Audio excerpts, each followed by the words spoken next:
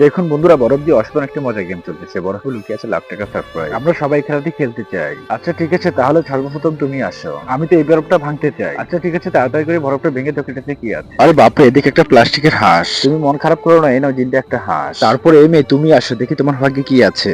আমি তো এই বরফটা নেবো। আচ্ছা ঠিক আছে, তাড়াতাড়ি করে ভাঙবো, দেখি তোমার ভাগ্যে কি আছে। আরে বাপরে, এদিকে একটা স্লিপ, আর এখানে লেখা আছে বড় এক থালা বার্গার। আরে এই নাও তোমার বড় এক থালা বার্গার। আর আমি এই বার্গার এক মুহূর্তে খেয়ে ফেলতে পারবো। তারপরে তোমাকে ডাবল প্লেট বার্গার দেবো, খেয়ে দেখি কেমন লাগছে।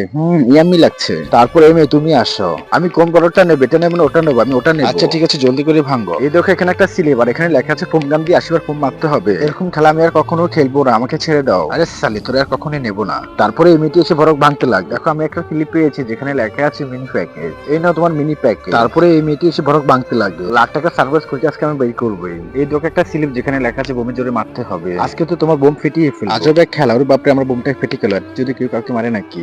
তারপরে এই মেয়ে এসে এমন একটা জিনিস পায় যেটা দেখে সবাই অবাক হয়ে যায়। সেটা দেখার আগে হে আল্লাহ, এই জান্নাতি পাথর দেখে যে শেয়ার করে দিবে তাকে মরার আগে একবার হলেও মক্কা হজ করার তৌফিক দান করুন। এই মেয়েটি কোটি টাকার মূল্যে সোনার বিস্কুট পেয়ে যায়।